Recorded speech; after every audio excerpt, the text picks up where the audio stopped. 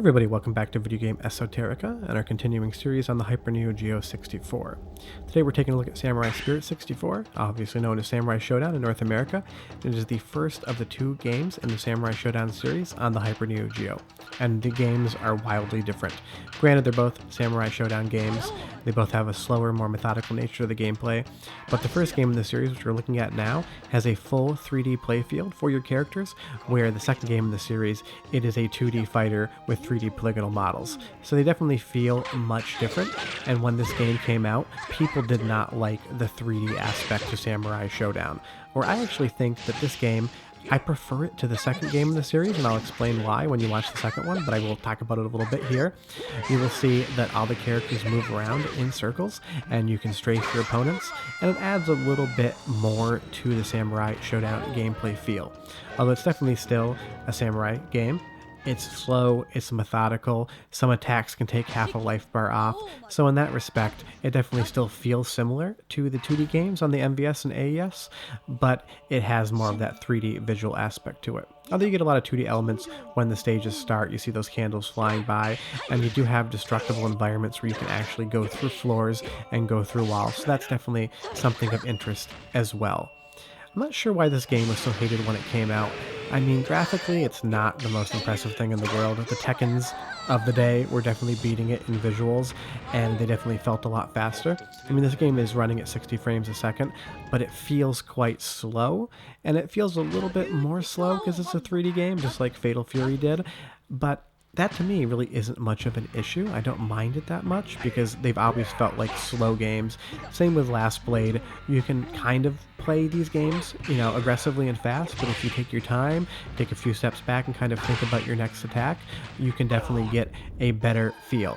And this is something that doesn't make much sense to me here. Halfway during a fight, you get this random encounter with another enemy. Obviously, it's just a thing that goes on, but I don't exactly know how it's triggered. It doesn't happen to me every single time. I don't know if you win the first two matches easily, or if you take too much damage on this match that this, fight occurs in, but it is not consistent with the matches that you bring the health from the previous match into it, so beating this character can be extremely hard.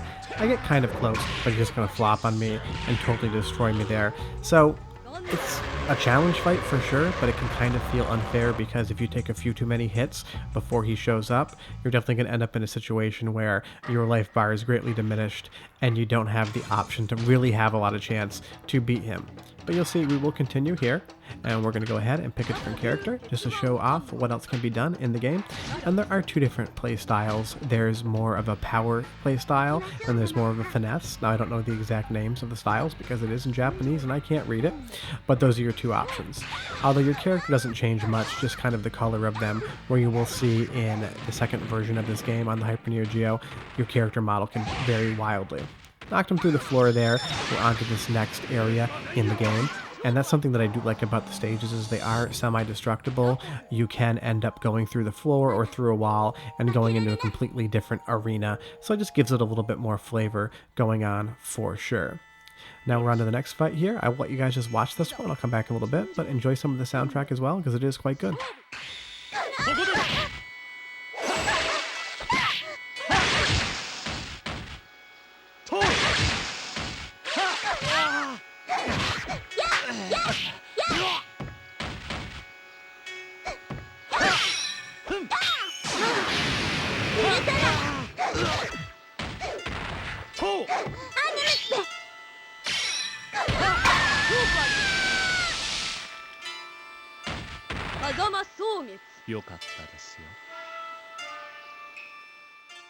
And there is my second loss of the capture. What you don't see in the background is that sometimes I have a 10-minute video, but I've got 40 minutes of gameplay, because if I get stuck on a certain character, I can just sit there and go over and over and over again, and it can sometimes be a little bit of a pain, but I love bringing these to you guys so much that it's worth it.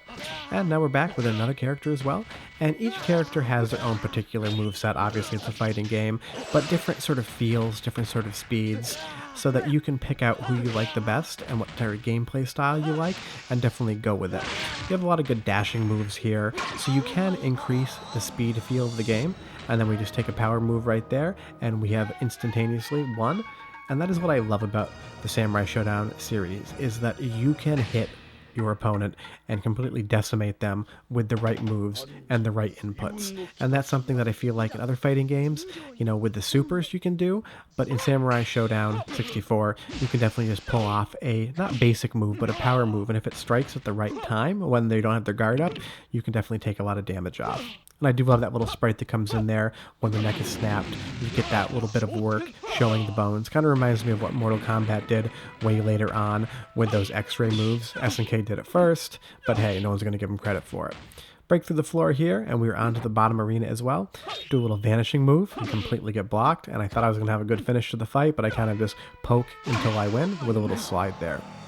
But as far as this game's concerned, it's unfortunate it never got ported to another platform, like something like the Nintendo 64. I'm surprised SNK ported games to the PlayStation 1. I mean, granted, it's only one, Fatal Fury Wild Ambition, but considering that this platform uses the same CPU as the Nintendo 64, it's really weird that that's not the platform that they decided to port for in the first place. It's always confusing to me.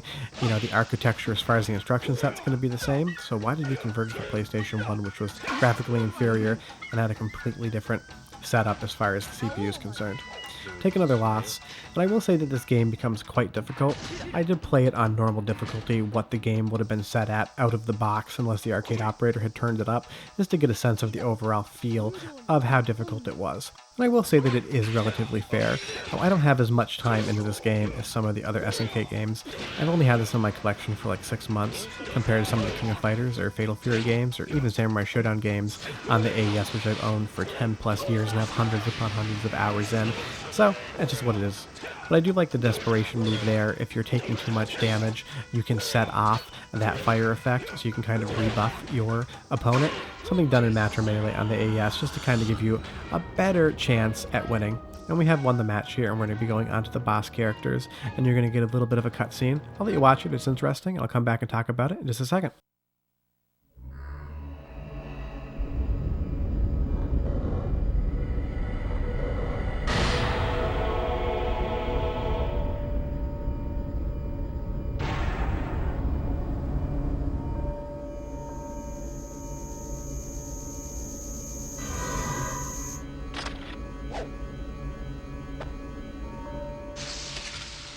It's a great cutscene, and I do love seeing it in 3D since we're so used to seeing everything in 2D from SNK. But as far as the boss fight's concerned, I will say that it's challenging enough. I do take a loss here, but I will get through it. But I don't beat the final boss. Spoiler alert, it just wasn't my day on capture. I spent like 20 minutes trying to do it, and then I finally just decided it was good enough. For sure. But with this little special move here, I'm going to get totally decimated coming up, but we do get a lot more of that 2D sprite work coming through, and I love that about this game, is that they've taken all this care to add in all these extra visual flares.